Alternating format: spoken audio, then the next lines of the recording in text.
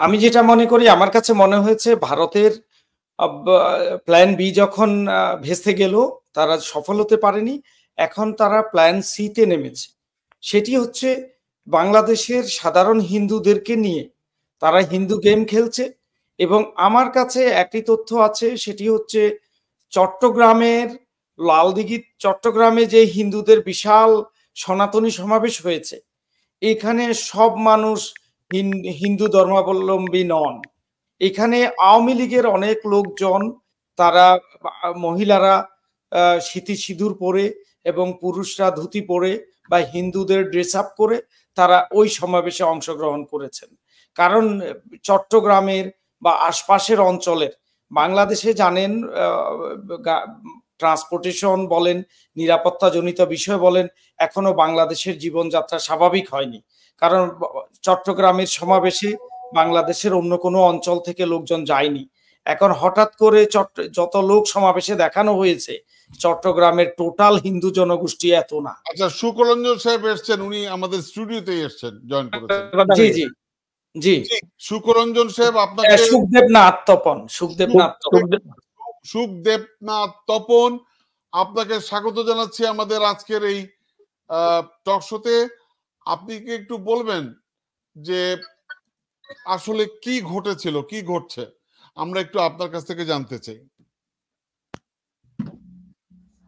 আসলে যে কোটা বিরোধী আন্দোলন, এই আন্দোলনকে কেন্দ্র করে আন্দোলনের পরবর্তী পর্যায়ে আমাদের সাবেক প্রধানমন্ত্রী শেখ হাসিনা ক্ষমতা হস্তান্তরের পরেই আমাদের সারা দেশে সংখ্যালঘু সম্প্রদায়ের উপরে ভয়াবহ নির্যাতন নেমে আসে এবং সারা দেশে ৬৪টি জেলার ভিতরে ৫২টি জেলায় আপনার আমাদের সংখ্যালঘু সম্প্রদায়ের উপরে ৭১ সালে যে নারকীয় ঘটনা ঘটেছে, এইটাকেও হার মানায়।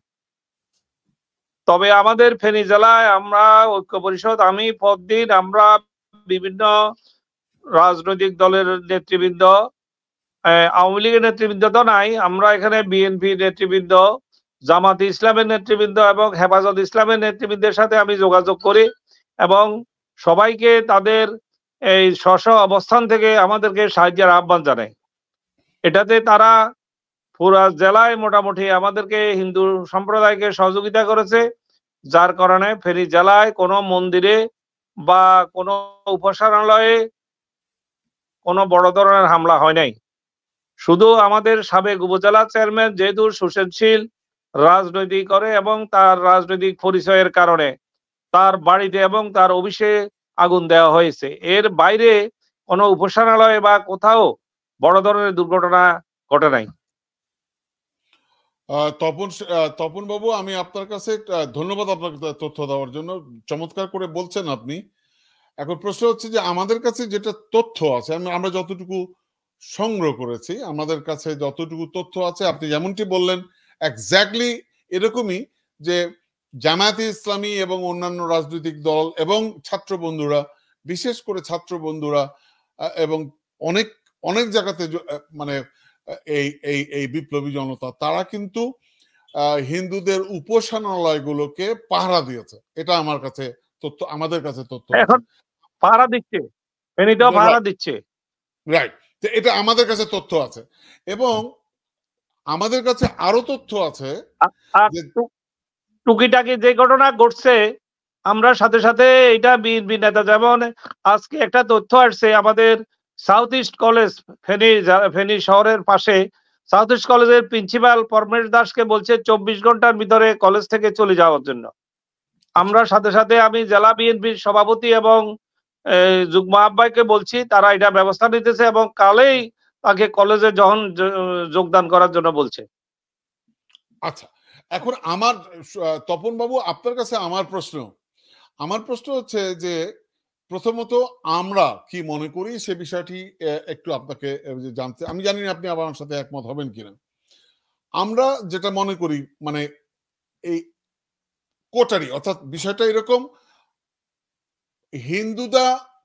হিন্দুদের কোন জায়গায় আক্রমণ যেখানে যেখানে হয়েছে বা যে হিন্দুরা আক্রান্ত হয়েছেন তারা আওয়ামী লীগের সাথে জড়িত, সরাসরি রাজনীতির সাথে জড়িত।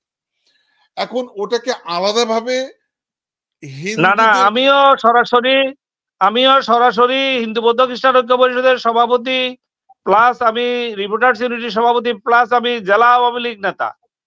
হ্যাঁ, যারা ওই ধরনের কোন কার্যক্রমে ছিল না তাদের উপরে তেমন কোনো আক্রমণ বা রোষানল নাই।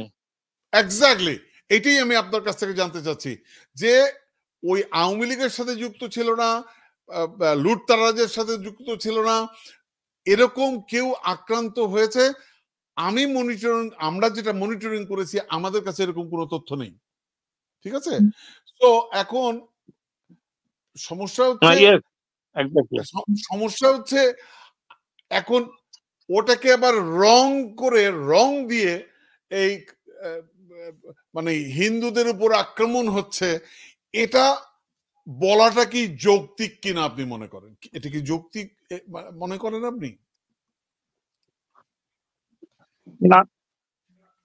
না। অনেক ধন্যবাদ। এখন প্রশ্ন হচ্ছে যে যে হিন্দুদের মানে বিষয়টা কি এরকম না তপন বাবু, যে আমরা সবাই বাংলাদেশের নাগরিক, আমরা আক্রান্ত যখন হব, কেউ যদি আমাদেরকে আক্রমণ করে, আক্রমণকারীরা তো আর মানে আমরা হিন্দু বৌদ্ধ খ্রিস্টান সবাই তো আক্রান্ত হব, তাই না? এখানে হিন্দুরা হচ্ছে মাইনরিটি, এই শব্দটাই আমি বিশ্বাস করি না। মাইনরিটি বলে পৃথিবীর কোথাও কিছু নেই। স্বাধীনতার 53 বছর পরে হিন্দুরা মাইনরিটি হবে কেন? হিন্দুরা আমার ভাই, হিন্দুরা আমার আত্মীয়, হিন্দুরা আমার পড়শি।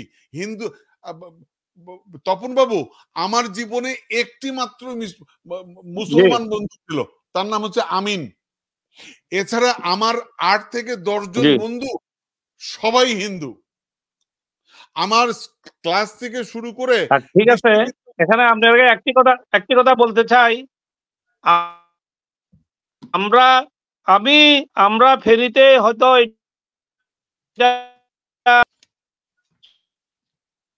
64 ডিস্ট্রিক্টের ভিতরে 52 ডিস্ট্রিক্টে হিন্দু নির্যাতন যেভাবে হয়েছে, আমাদের মহিলারা র্যাপ হয়েছে, আমাদের মানে মা বোনেরা র্যাপ হয়েছে, মায়ের সামনে মেয়েকে র্যাপ করা হয়েছে, তাইলে এখন এটা আমি কি ভালো আছি এটা বলতে পারি? না না, এটা বলতে পারেন না। কিন্তু প্রশ্নটা হচ্ছে, আমাদের কাছে যেটা তথ্য আছে, এখানে অধিকাংশই আওয়ামী লীগের লোকরাই এটি ঘটিয়েছে। আওয়ামী লীগের লোকরা কিভাবে ঘটবে? আওয়ামী লীগের লোকেরা শেখ হাসিনা পদত্যাগের পর, শেখ হাসিনা তো কাউকে বলে পদত্যাগ করে নাই। যেমন আমিও জেলা আওয়ামী লীগ নেতা, আমি বলতে আমিও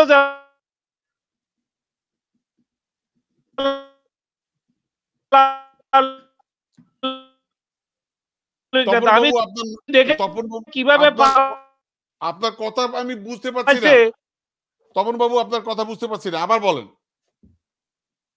কিন্তু আবার বলেন, আপনার কথা বুঝতে পারছি না, আবার বলেন। একটু কানেকশনের প্রবলেম ছিল, আবার আমি বলতেছি, আপনি যেটা বলছেন আওয়ামী লীগ এটার সাথে যুক্ত, কিন্তু আমি বলতে চাই প্রধানমন্ত্রী আমাদের নেত্রী শেখ হাসিনা পদত্যাগের পদত্যাগের আগ থেকে যখন বুঝতে পারছে যে নেত্রী পদত্যাগ করতেছে, তখন তো আওয়ামী লীগের যারা লিডার পর্যায়ে বা যারা আওয়ামী লীগ, যারা চিহ্নিত আওয়ামী লীগ, তারা তো স্ব এলাকা থেকে তারা তাদের মানে অন্য জায়গায় তারা চলে গেছে, গাটাগা দিছে। তাইলে আওয়ামী লীগ কিভাবে এটার নেতৃত্ব দিবে? আচ্ছা, সেটা ঠিক আছে। গতকালকে সেনাবাহিনীর গাড়ি কারা জ্বালিয়েছে? এরা যদি গা ঢাকা দেয় তাহলে কারা জ্বালিয়েছে? এটা ফরিদপুরে এটা হয়েছে। ফরিদপুরে তো যেহেতু শেখ হাসিনার জেলা, সেখানে তো যত কিছুই হোক, এখানে 90% 95% মানুষ আওয়ামী লীগ করে। এই যারা এটা একটা নিন্দনীয় কাজ করছে সেনাবাহিনী। যারা বাড়ি ঘরে আগুন ধরিয়েছে তাদের মধ্যে 2 জন ধরা পড়েছে, যারা ডাকাতি করেছে তাদের মধ্যে 4 জন ধরা পড়েছে, এবং তারা বলেছে আওয়ামী লীগের লোকরা আমাদেরকে পয়সা দিয়ে এই আগুন ধরাতে বলেছে। 773 আমি পাঠাচ্ছি পাসওয়ার্ড। এটা তো আমার কাছে তথ্য নেই। আপনার কাছে তথ্য নাই কেন? এটা তো ন্যাশনাল পেপারে এসছে, টেলিভিশনে এসছে, আপনার আপনার ইয়েতে সোশ্যাল মিডিয়াতে এসছে, আপনার কাছে তথ্য থাকবে না কেন? আমিও তো আজকে ওই আমাদের বিভিন্ন আপনি কি এটা বিশ্বাস করেন যে আওয়ামী লীগের নেতাকর্মীদের হাতে হচ্ছে টাকা, অফুরন্ত টাকা আছে, অফুরন্ত টাকা, তারা নিজের করার দরকার নেই, তারা অন্যান্যদেরকে দিয়েছে, টাকা দিয়ে এই ঘটনাগুলো ঘটিয়েছে? আপনি কি এটা বিশ্বাস করেন না? না না, এটা তো আমার কাছে তথ্য নাই, তবে সেনাবাহিনীর যে উপরে যে কাণ্ডটা ঘটেছে এটা আমি ব্যক্তিগতভাবে নিন্দা করি। এই জন্যই সেনাবাহিনী আমাদের একটা স্বাধীনতার প্রতীক এবং সেনাবাহিনীর এটা আমাদের নিরাপত্তার প্রতীক। এখন এখানে যে সেনাবাহিনীর গাড়ি বা সেনাবাহিনীর অস্ত্র বা সেনাবাহিনীর উপরে হাত দেওয়া হয়েছে, এটা আমি ব্যক্তিগতভাবে নিন্দা করি। ধন্যবাদ। তপন বাবু, আমার বাড়ি দিনাজপুরে,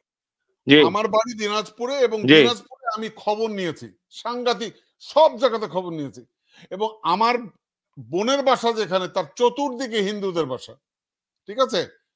আমি কোথাও হিন্দুরা আক্রান্ত হয়েছে, মার খেয়েছে, আমি দিনাজপুরে এরকম কোনো ঘটনা পাইনি।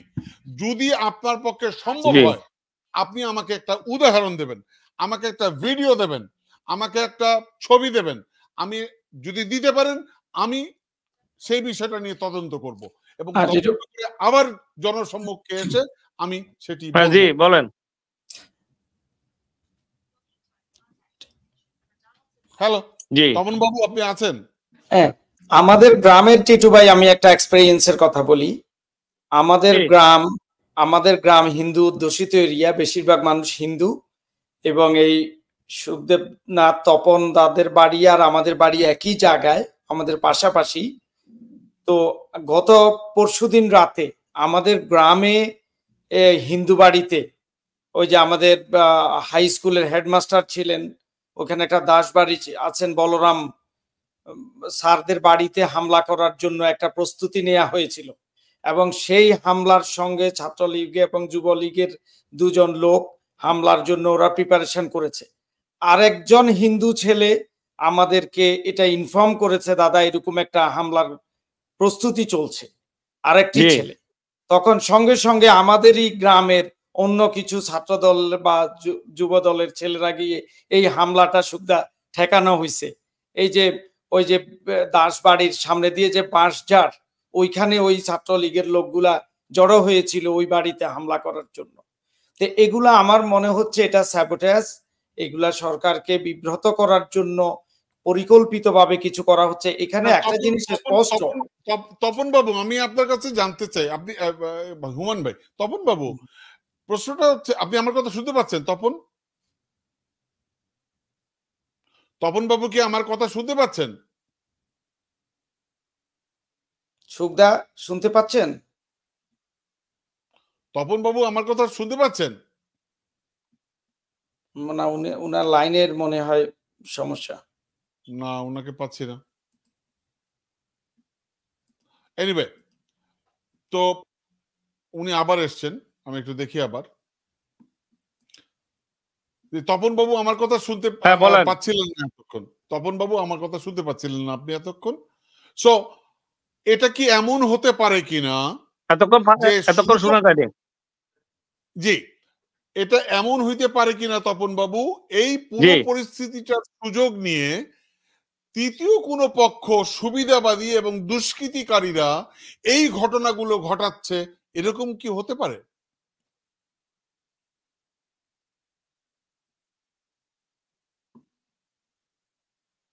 তপন বাবু আবার আপনাকে শোনা যাচ্ছে না। না না, এখানে সব সময় তো একটা লুটেরা শ্রেণী থাকে। জি জি, হ্যালো, আমি এটা বলতে চাচ্ছি। জি বলুন। হ্যাঁ, না এখানে তো সব পার্টিতে তো কিছু খারাপ লোক থাকে। হ্যাঁ হ্যাঁ, সব পার্টিতে লুটেরা শ্রেণী আছে।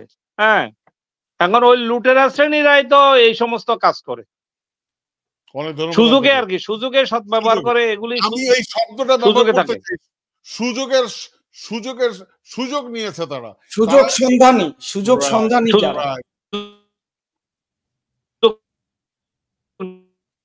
জি তপন বাবু, আপনার সাথে আপনার কথা শুনতে পাচ্ছি না। অনেক ধন্যবাদ আপনাকে, ভালো থাকবেন। আমরা আবারও আপনার সাথে কথা বলবো। সুযোগ সন্ধানী আমরা আবারও আপনার সাথে কথা বলবো, ভালো থাকবেন।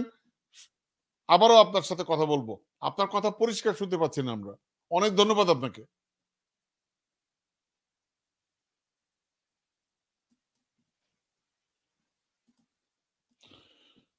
দর্শক, আমরা যেটা কথা বলছিলাম, আমি একটা ভিডিও আপনাদেরকে দেখাতে চাই। আমাদের পাশের দেশ, হুমান ভাই, আমাদের পাশের দেশ ভারতে বেশ কয়েকটি টিভি চ্যানেল তারা অনেক কথাবার্তা বলতেছিল ইদানিং। তারা আপাতত একটু ক্ষান্ত হয়েছে, কিন্তু এই রিপাবলিক নামে একটি চ্যানেল, তারা পাগলের মতো প্রলাপ বকছে। পাগল মানে তার মনে হচ্ছে তারা পাগল হয়ে গেছে। এখন দেখেন তাদের হেডিং কি, জবাব চায় বাংলাদেশ। এখন বাংলাদেশ কি এই কি বলে রিপাবলিককে বলেছে যে তুমি জবাব নেও? কে দিছে ওকে অধিকার জবাব চাওয়ার? ওরা কিভাবে প্রোপাগান্ডা ছড়াচ্ছে, এটা একটু আমি একটা ভিডিও আপনাকে দেখাচ্ছি, তারপরে আপনার মতামত নেব। আবারও বলছি, এটা ছাত্র আন্দোলন নয়, এটা স্বাধীনতা আন্দোলন নয়, এটা বিপ্লব নয়। কলকাতার কিছু বুদ্ধিজীবী তারা হয়তো ও মাগো কি সুন্দর বিপ্লব হচ্ছে বলতে পারেন, কিন্তু এ সমস্ত কিছু নয়, হক বিতর্ক।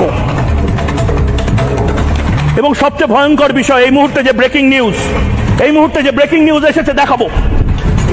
এই মুহূর্তে যে ব্রেকিং নিউজ এসেছে, সেই ব্রেকিং নিউজ বড় খবর। এই মুহূর্তে যে ছবিগুলো আমরা দেখাবো, সেই ছবিগুলো আপনাকে দেখতে হবে, জানতে হবে, বলতে হবে, সারা পৃথিবীকে জানান, কারণ অন্য সংবাদ মাধ্যম, মিনমিনে চ্যানেল এগুলো দেখাবে না। ময়ূক এই ছবিগুলো আপনাকে দেখাচ্ছে। দেখছেন, মানে মনে হচ্ছে যে ওর পিছনে কেউ হয়তো মরিচ ঘষে দিয়েছে। উনি এখন ওই জন্য ফাল দিতেছে, লাফাইতেছে।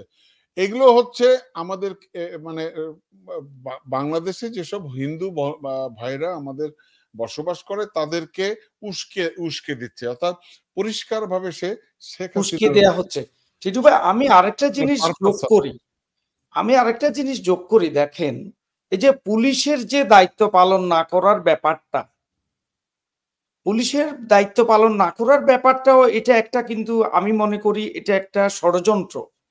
কারণ হচ্ছে দেখেন, এই পুলিশ সারা বাংলাদেশের 18 কোটি মানুষকে ওরা নিয়ন্ত্রণ করেছে, ওরা হত্যাযজ্ঞ চালিয়েছে, ওরা লক্ষ লক্ষ মানুষের জনসমাবেশে গুলি করে উইদিন এন আওয়ার তারা ওইটাকে কন্ট্রোল করে ফেলেছে। সেটা আমরা গত 28 অক্টোবরের জনসভাতে দেখেছি, হেফাজতের সমাবেশে দেখেছি, শাপলা চত্বরের হত্যাকাণ্ডে দেখেছি। এখন হঠাৎ করে শেখ হাসিনার পলায়নের পরে এই যে পুলিশ বলছে আমরা নিরাপত্তাহীনতায় ভুগছি, আমাদের মনোবল ভেঙে গেছে, আমার মনে হয় এটা সেটা না। কারণ শেখ হাসিনা একজন পালিয়েছেন, বা উনার সঙ্গে আর মাত্র 10-20 জন পালিয়েছেন, কিন্তু বাকি সমস্ত আওয়ামী লীগ নেতা কর্মী, সমর্থক এবং পুলিশের কর্মকর্তা, আর্মির কর্মকর্তা, র এবং হাসিনা কর্তৃক যে নিয়োগকৃত যে অফিসার গুলো আছে, সবাই ছিল।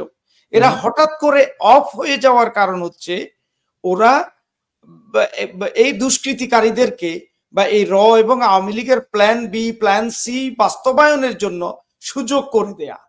তারা একটা নাশকতা তৈরির জন্য যেন সুযোগ পায়, এই কারণে তারা তাদের নিরাপত্তাহীনতা বা তাদের মনোবল ভেঙে গেছে বলে ওরা ডিউটি থেকে ওরা অব্যাহতি নিয়েছে এবং ওরা চুপ করে বসে আছে। এটা হচ্ছে একজনকে, দুষ্কৃতিকারীদেরকে সুযোগ করে দেয়া যে ঠিক আছে তোমরা করো, একটা সূক্ষ্ম চিলি একটা রিজন দেখিয়ে। পুলিশ কেন তাদের নিরাপত্তাহীনতায় ভুগবে, যেখানে সারা বাংলাদেশের নিরাপত্তার দায়িত্ব হচ্ছে পুলিশ, আর্মি, র্যাব, বিডিআর ওদের কাছে। ওরা এই গত 16টি বছর কিভাবে তারা এই জাতিকে দমিয়ে রেখেছিল।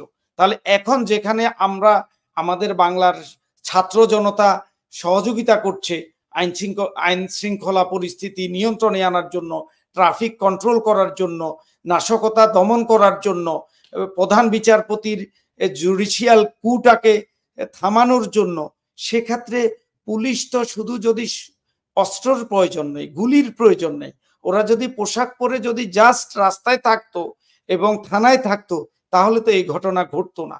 আমার মনে হয় এটিও ভারতের প্রেসক্রিপশন এই পুলিশ বাহিনীর কর্মকর্তাদেরকে দিয়ে।